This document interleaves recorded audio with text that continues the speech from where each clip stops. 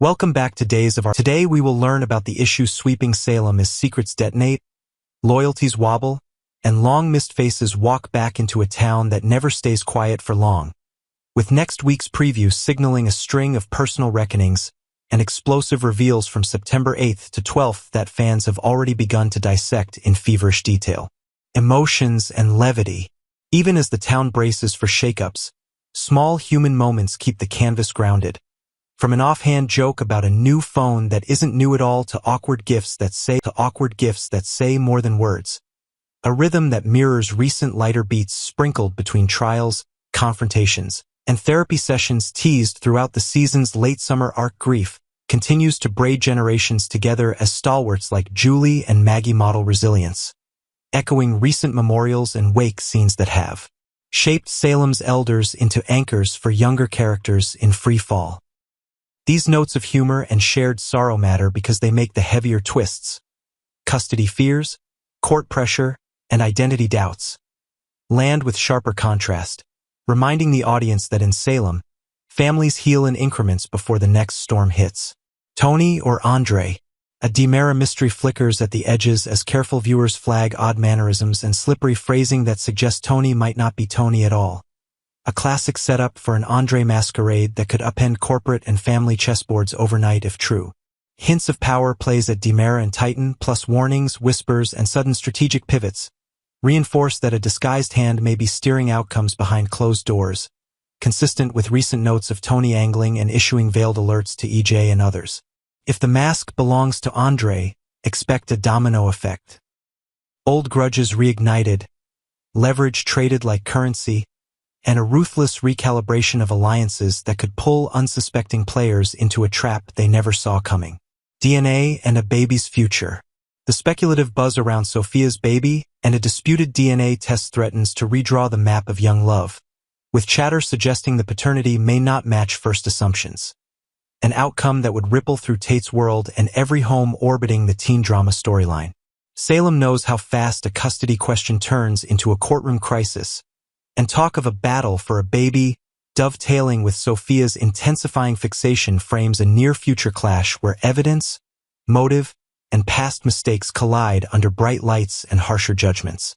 Amid the tension, whispers persist of a warmer path forward with Leo and Javi's growing caretaker energy, widening the emotional palette to include chosen family, redemption, and the complicated grace of stepping up when others fall short.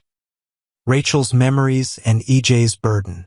The promo energy around Rachel revisiting the trauma of EJ being shot suggests a volatile memory cascade that could push a child into crisis while forcing adults to reckon with truths they've buried under expediency and denial, a theme the show has echoed in recent therapy-oriented beats.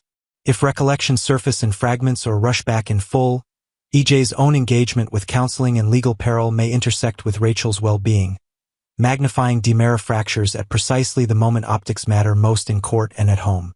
For a family that negotiates power as fluently as affection, the hardest admission may be that protection without honesty rarely holds, particularly when a child's voice starts guiding the narrative. Brady, Kristen, and the cost of concealment. The contested history between Brady and Kristen returns to center stage with fresh heat as questions mount over who carried which sins to protect Rachel, and whether noble intent can excuse disastrous outcomes in the eyes of a judge, a therapist, or a child observing everything. Recent beats: Kristen absorbing fallout, Brady's temper flashing, Marlena grasping for therapeutic footholds, suggest that any revelation now lands on volatile ground, primed to spark a chain reaction across custody, co-parenting, and public reputation. In Salem logic, accountability is currency, and whoever spends it first and convincingly may shape the future no matter how ugly the past looks in the rearview. Theo's return. The headline grabber is the homecoming of Theo, a fan favorite whose updated presence nods to past incarnations while opening lanes for new conflict in business, romance, and familial loyalty. A move backed by ongoing casting chatter and return arcs that typically carry strategic purpose. With Demera dynamics in flux and the Titan-Demera rivalry rekindled, Theo slipping into the corporate fray could spark jockeying with cousins and rivals, especially if he aligns, wisely or not, with the wrong consigliera at a delicate moment. On the personal front, Theo's history and quiet intensity make him a natural hinge for triangles and misunderstandings, especially if unresolved feelings and fresh attractions intersect with Johnny and Chanel's pressure cooker storyline, corporate maneuvers and covert games. Amid the character fireworks, the boardroom hum remains loud. Executives plot returns to power, spies court dangerous patrons, and siblings test each other's tells in a bid to outpace the next ambush, with recent spoilers flagging Tony's corporate ambitions and Kat's interest in reporting intel to EJ. A sharp Demera will weaponize perception. Seed rumors, misname the threat, and let adversaries chase decoys while the real play advances 2 steps off the visible board. A pattern previewed by warnings, subpoenas, and strategic interviews. If a masked Demera is indeed at large, the merger of family therapy and hostile takeover tactics will become the defining aesthetic of the week. Trials, therapy, and the weight of truth. Salem's courts and couches are equally busy as characters shuttling between witness boxes and Marlena's chair reckon with strategy versus sincerity. A theme underscored by teases of EJ's sessions and trial tensions pressing on Belle, Johnny, and Chanel. Therapy can move pieces quietly. Recognize a pattern, reframe a lie, or reinforce a boundary that breaks a cycle. But in Salem, breakthroughs often arrive minutes before a subpoena does, compounding pressure on even the steadiest hands. As this week's stories push secrets into daylight, each confession risks refracting into legal trouble, personal fallout, or both. What it means for Salem.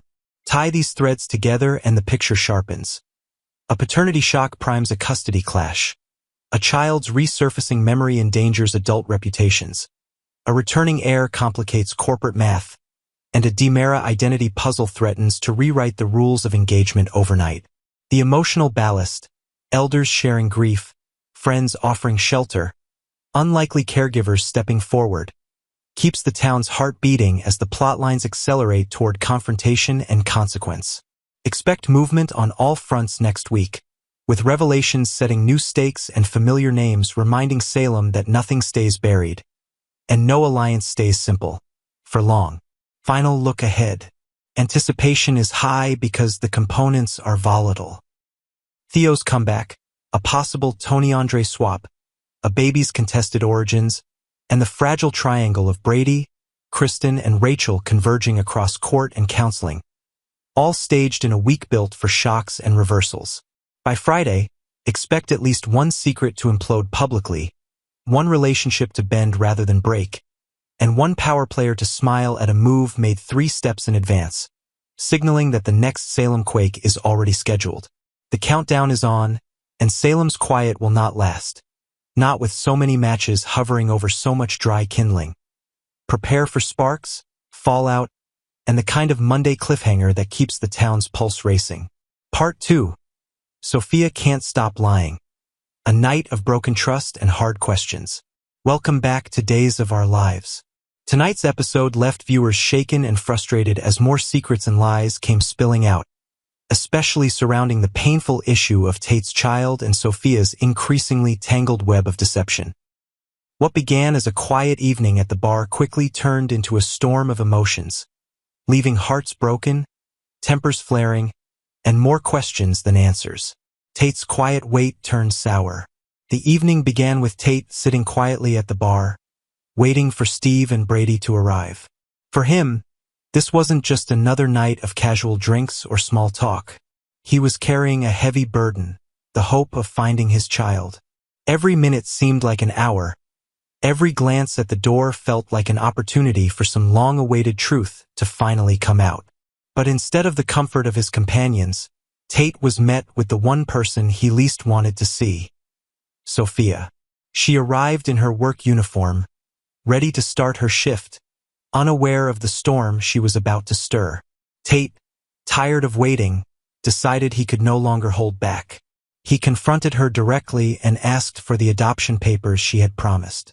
Sophia, with little hesitation, handed them over. For a brief moment, Tate felt a surge of hope. Perhaps, finally, he would get the answers he had been searching for. Adoption papers that reveal nothing. Tate tore into the papers like a starving man, desperate for nourishment. But what he found was nothing more than disappointment. The documents revealed nothing of substance, not even the names of the adoptive parents. To Tate, it felt like another cruel trick, another wall being built between him and the truth about his child. Furious, he turned to Sophia for answers. Her explanation was simple, at least on the surface. The adoption, she explained, was a semi-open adoption. In such cases, the identities of the adoptive parents are kept hidden to protect their privacy. All contact, if there is any, is filtered through the adoption agency. To Sophia, this seemed reasonable. To Tate, it was a betrayal, the fake photo scandal. But Tate wasn't done pressing her.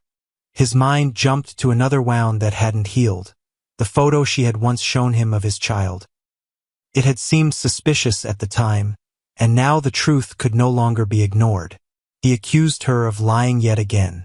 Sophia tried to dodge the accusation, but eventually admitted that the picture she gave him was not real. She mumbled excuses, saying she didn't know what else to do. According to her, the adoptive parents had refused to provide a real photograph of the baby, and she felt cornered. Knowing how much Tate longed to see his child's face, she created a false image, thinking it would give him peace. But for Tate, it was the ultimate betrayal. What he wanted, what he needed, was the truth. Instead, he was handed lies dressed up as comfort. The image of a happy couple holding a baby, framed as though it were a treasure, now felt like a cruel reminder of everything he had lost and everything Sophia had tried to hide. Brady and Steve step in.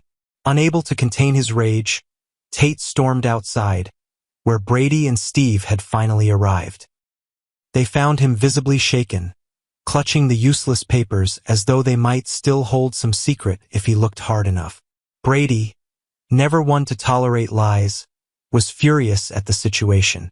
Tate quickly recounted Sophia's explanation, the semi-open adoption, the hidden identities, the photo that wasn't real. He confessed his frustration and his growing sense of hopelessness. Steve listened carefully, his calm demeanor contrasting with Brady's fire. While both men were angry with Sophia, Steve urged patience. He knew they couldn't simply take Sophia's word at face value anymore. If the adoption was real, they needed proof. If Sophia was lying, they needed to uncover what she was hiding. Brady reminded Tate that while Sophia's lies were cruel, at least they now had something. The papers may not hold the adoptive parents' names, but they did confirm that a child was indeed placed for adoption. It wasn't much, but it was better than nothing. A fractured friendship. Back inside the bar, Sophia's facade began to crumble. She apologized profusely to Tate, her eyes filled with guilt. But the damage had already been done. Tate, weary from months of lies and deceit, told her he needed space. His trust had been broken too many times, and forgiveness would not come easily. Sophia watched him walk away, realizing she may have lost more than just his trust. She may have lost her chance to ever make things right. A plan to investigate further. Meanwhile, Steve and Brady stayed behind, quietly discussing the next steps. They both agreed that Sophia's story didn't add up. The lack of a real photo, the vague adoption papers, and her nervous behavior all painted a troubling picture. They decided they would continue investigating on their own. Tate, however, would not be part of it. As much as they loved him, they knew he was too emotional, too desperate, to look at the situation objectively. Protecting him meant keeping him in the dark, at least for now. Tate's fears. Later, Brady caught up with Tate, who was struggling to return to his normal routine at work.